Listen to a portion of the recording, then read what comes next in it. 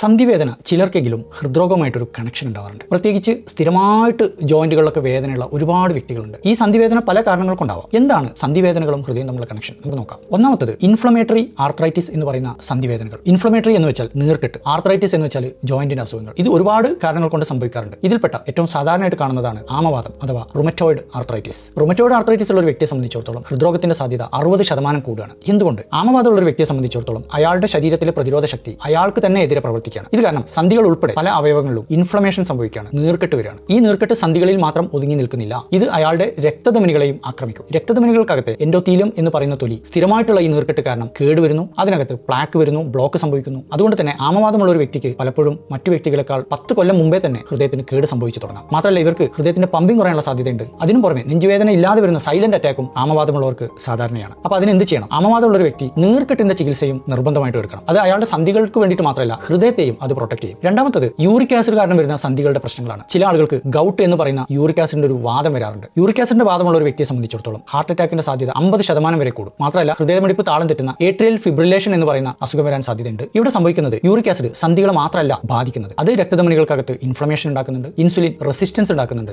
BP കൂട്ടുന്നുണ്ട്. ഇതെല്ലാം കൂടെ ഒത്തുചേരുമ്പോൾ ഹൃദയാഘാത സാധ്യത കൂടുകയാണ്. മാത്രമല്ല പലപ്പോഴും അമിതവണ്ണം, BP, പ്രമേഹം, കിഡ്നിയുടെ അസുഖങ്ങൾ, അമിത മദ്യപാനം, ഇതൊക്കെയാണ് യൂറിക് ആസിഡ് ഉണ്ടാക്കുക. ഇതേ അസുഖങ്ങൾ തന്നെ മറ്റു രീതിയിൽ ഹൃദയത്തെ ബാധിക്കുന്നുണ്ട്. ഇതെല്ലാം കൂടെ ഒത്തുചേരുമ്പോൾ ഹൃദയത്തിന് ഡബിൾ റിസ്ക് ആവുകയാണ്. അതുകൊണ്ട് കൂടിയ യൂറിക് ആസിഡ് സ്ഥിരമായിട്ടുള്ള ഒരു വ്യക്തിയെ സംബന്ധിച്ചിടത്തോളം യൂറിക് ആസിഡ് കുറയ്ക്കാനുള്ള മരുന്ന് കഴിക്കുന്നത് അവരുടെ ഹൃദയത്തെയും പ്രൊട്ടക്ട് ചെയ്യും. ഇനി മൂന്നാമത്തെ കണക്ഷൻ, ഹൃദ്രോഗം തന്നെ ചില ആളുകൾക്ക് സന്ധികളുടെ വേദനയായിട്ട് വരാന്നുള്ളതാണ്. എന്ന് വെച്ചാൽ ഹാർട്ടിൽ ബ്ലോക്ക് ഉണ്ടെന്ന് വിചാരിക്കുക. ആ വ്യക്തിക്ക് ഹാർട്ടിൽ നിന്നും വരുന്ന വേദന നെഞ്ചിൽ സംഭവിക്കാതെ ചിലപ്പോൾ അത് ഇടത്തെ കൈയിന്റെ ഷോൾഡറിലാവാം, കഴുത്തിന്റെ ജോയിന്റിലാവാം, അങ്ങനെയൊക്കെ വേദന അനുഭവപ്പെടാം. ചില രോഗികളെങ്കിലും അത് ജോയിന്റ് വേദനയുടെ ചികിത്സയായിട്ട് മുന്നോട്ട് പോകും. നമ്മൾ ശ്രദ്ധിക്കേണ്ടത് ഏതെങ്കിലും ഒരു വ്യക്തിക്ക് നടക്കുന്ന സമയത്ത് മാത്രമായിട്ട് കയ്യിലെ ജോയിന്റിൽ വേദന വരിക, കഴുത്തിൽ വേദന വരിക, പുറം ഭാഗത്ത് വേദന അനുഭവപ്പെടുക, അതിന്റെ കൂടെ കിതപ്പും വിയർക്കലൊക്കെ ഉണ്ടെങ്കിൽ, പ്രത്യേകിച്ച് ഷുഗറോ പ്രഷറോ കൊളസ്ട്രോളോ ഉള്ള ഒരു വ്യക്തിയാണെങ്കിൽ നിർബന്ധമായിട്ടും ആ ഒരു സന്ധിവേദന ഹാർട്ടിൻ്റെതല്ല എന്നുള്ളത് ടെസ്റ്റ് ചെയ്ത് ഉറപ്പുവരുത്തേണ്ടതാണ്. നാലാമത്തെ കണക്ഷൻ റുമാറ്റിക് ഫീവർ എന്ന് പറയുന്ന ഒരു അസുഖമാണ്. ഇതിന് വാദപ്പനി എന്നൊക്കെ പറയും. ചെറുപ്രായത്തിൽ തൊണ്ടവേദനയായിട്ട് തുടങ്ങി നമ്മുടെ പ്രതിരോധ ശക്തിയെ തകിടം മറിച്ച് പതുക്കെ പതുക്കെ ഹൃദയ വാൽവുകളെ ബാധിക്കുന്ന ഒരു അസുഖമാണ് വാദപ്പനി അഥവാ റുമാറ്റിക് ഫീവർ. നമ്മൾ പലപ്പോഴും കേൾക്കുന്ന വാൽവ് മാറ്റൽ ശസ്ത്രക്രിയ ഈ ഒരു റുമാറ്റിക് ഫീവർ വന്ന രോഗികൾക്കാണ് ഉണ്ടാവാറുള്ളത്. ഇത് ഒരു തവണയല്ല പലതവണ രോഗികളെ വീണ്ടും വീണ്ടും ബാധിക്കാൻ സാധ്യതയുണ്ട്. അതുകൊണ്ട് തന്നെ അത് തടയാനായിട്ടുള്ള ആന്റിബയോട്ടിക്കുകൾ വർഷങ്ങളോളം